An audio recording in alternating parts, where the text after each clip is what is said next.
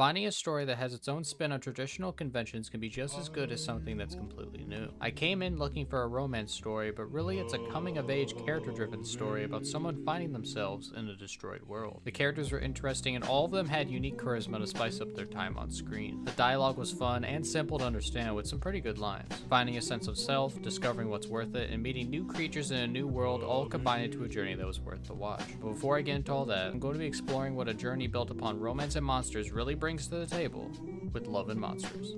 The most gripping part of this story is the chemistry between the various characters. Even without complicated conflicts or plot lines, the story is still able to create compelling scenarios. Joel has a satisfying arc where he slowly becomes more confident in himself and his ability to combat the outside world. Lots of parallels between his ability to survive and his personality becoming more outspoken. This story for the most part also has a very effective stance on love. Love isn't something that will just prevail over all things. Time changes people. Being away from people can change one's feelings, and this story makes a point to show this. Though for some reason they made the main female love interest, Amy, start to fall for the main character Joel again near the end of the film, which does take away some of the impact. This story at its core is an adventure, and in that capacity it's pretty effective. The scene with the robot playing music as flying jellyfish appear, the story of the dog losing their owner, it all helps establish this breathing world. World building is at the forefront with adventure stories because the initial draw is the new experiences the characters will go on. This story has a world adjacent to Fallout, though instead of everything being a desolate wasteland, it's more of an overgrown, mutated world overtaken by nature. Each of the various mutated creatures and decrepit environments all have something new to show. In terms of the characters, I would say they were pretty strong all around. Aside from the last minute villain characters, each person introduced was at least given enough characterization to be fleshed out. I found it interesting how the story starts out. Joel is stuck in a bunker where everyone else has found a romantic partner except for himself. His place in the group coming up short in both personal success and his ability to help. The moment he comes back after making it 14 days on the surface really shows his development. I also really like the pair he meets, Clyde and Minnow, who help him learn his way around the surface. They weren't the typical asshole types, they were people that actually wanted to help, which is another deviation this story has. It overall has a very positive view on humanity compared to other apocalypse type stories. Everyone wants to help one another, and universally people hate those that steal food, which was a fun recurring joke. I wouldn't call this a realistic take on an apocalypse, but it was an interesting idea to subvert expectations in that way. Even when trying to survive the surface, we were shown early on that not all creatures are just out to kill you. No character was annoying or unnecessary aside from maybe the last minute villains, but they didn't bother me too much. The strongest aspect of the writing here is everything concerning comedy and world building. Every environment was interesting and full of intrigue, with everyone having their own way of expressing themselves without anyone feeling too samey. Of course, the humor and character interactions skew a bit younger, but nonetheless it works well here. Unfortunately, nothing ended up being too complex, but that's more of a personal thing than a critique of this movie. Romance doesn't always work out, but the journey of romance can be just as rewarding as the end sometimes. If you've seen Love and Monsters, let me know what you thought of it in the comments below. If you enjoyed, check out the playlist for more videos like this one. I hope